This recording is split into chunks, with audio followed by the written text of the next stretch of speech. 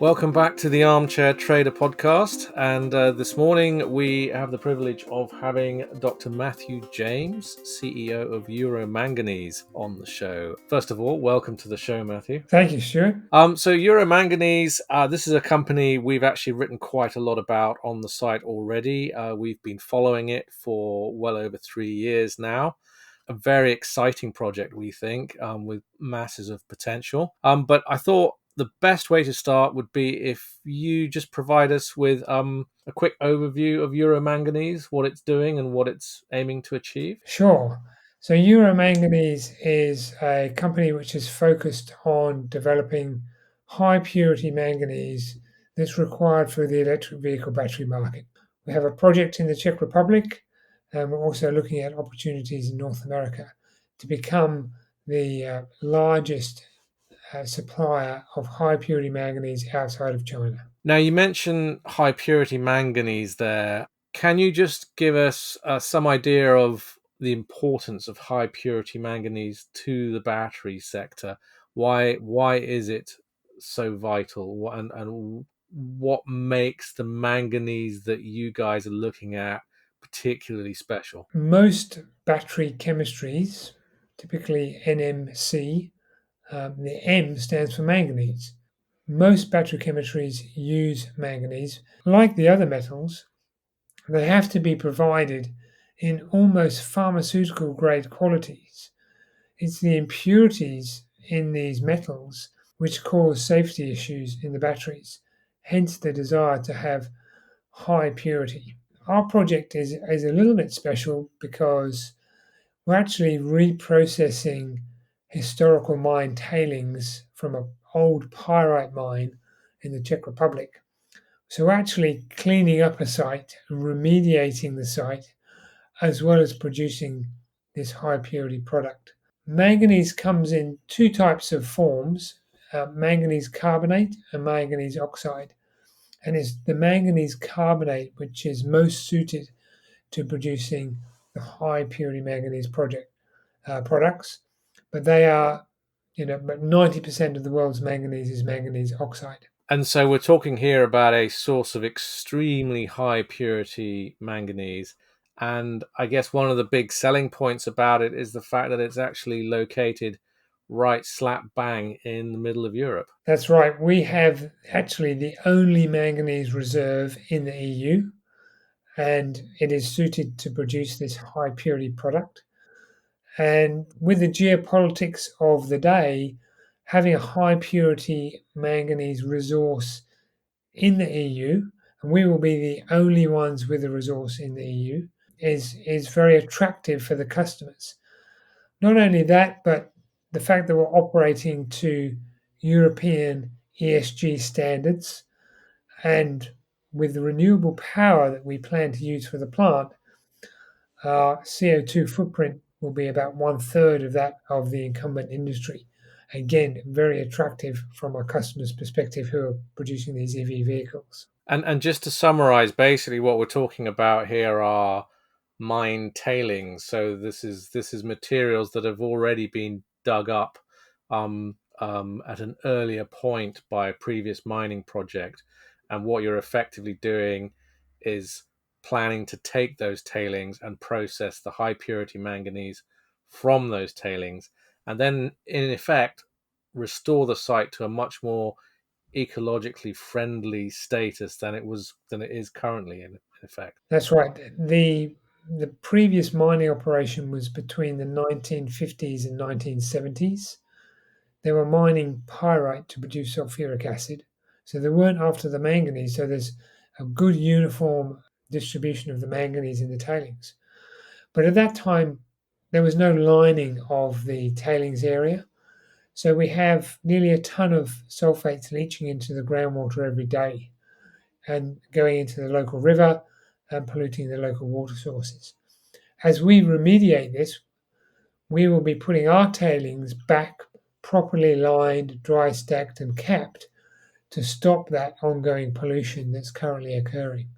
It gets very good support from the local community because of this remediation as well as the customers. And can you tell us where you are with the project at the moment? Sure. So we've completed our feasibility study. We published that in July last year, 2022.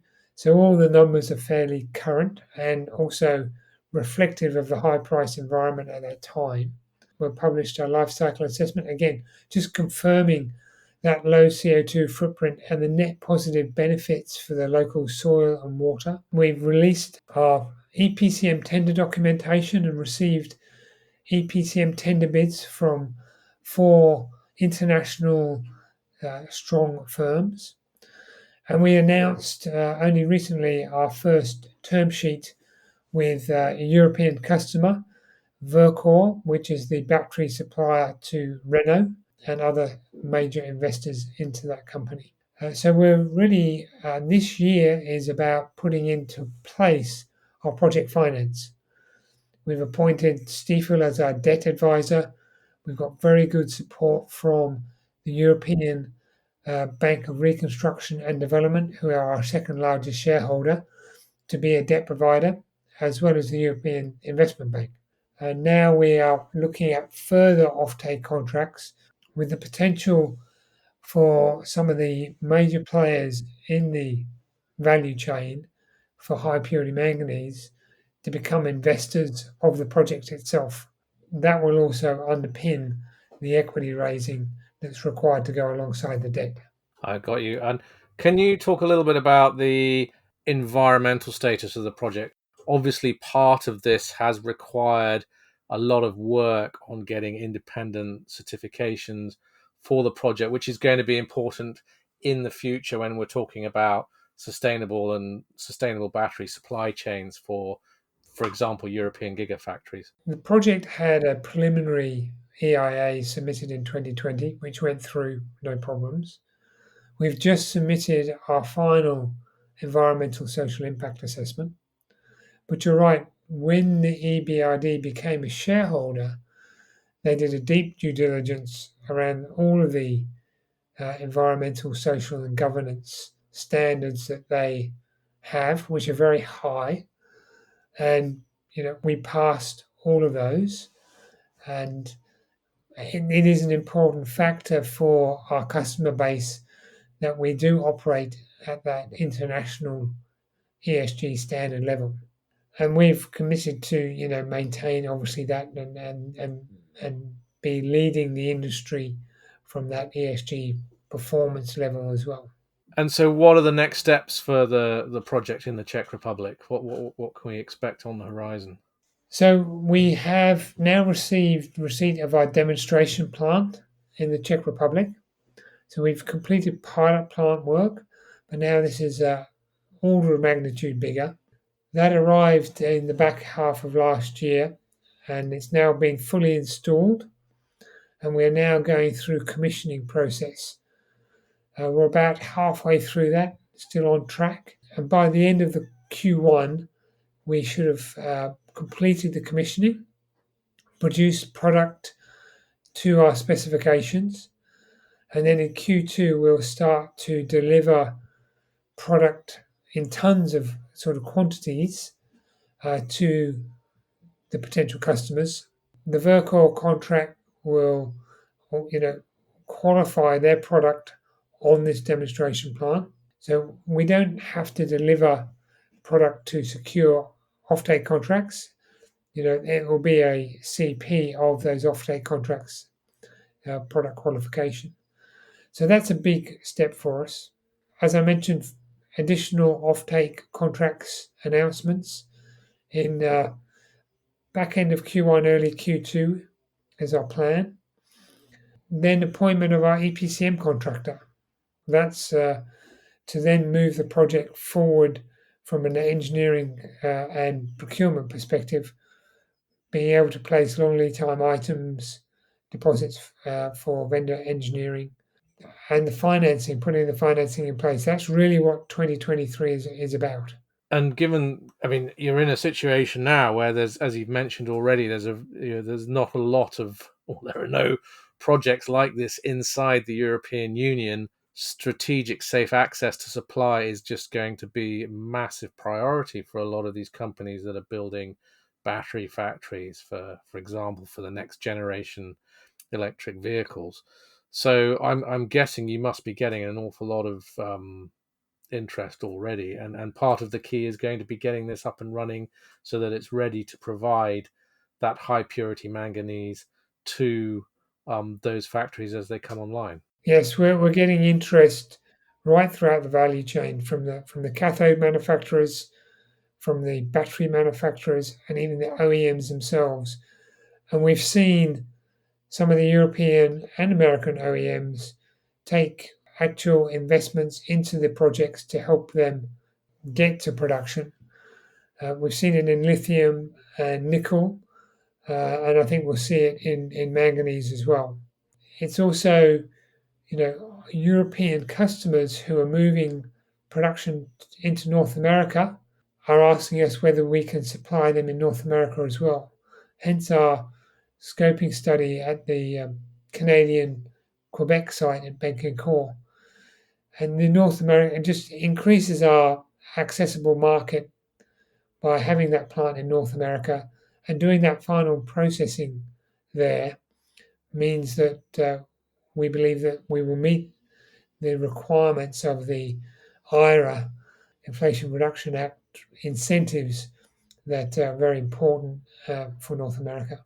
Yes, I was wondering if you could give us a little bit more sort of background and information on the reasoning behind that, because originally you were very focused on the project in Central Europe, and then there was the announcement of the partnership with Nano One, and then all of a sudden we're talking now about the footprint in North America. So this is quite an exciting and more recent development for the company. It is. It's what we see as our growth horizon. The plant in the Czech Republic has capacity to convert two-thirds of the metal that's produced there into the final sulfate product. The original plan was to sell that metal into the high purity alloying industry. But given the remarkable and accelerated growth of the EV industry and the demand for high purity sulfate in the EV industry, the scoping study is studying the possibility of taking that metal to North America and doing that final step of dissolution there. And we're leveraging all the engineering work that we've got already for the Czech Republic, just localizing it for that Bécancour site. That study should be complete fairly soon. The other interesting point about Quebec is the huge incentives that you can get from Investment Quebec and Invest in Canada, as well as the very low cost green hydropower that's available there.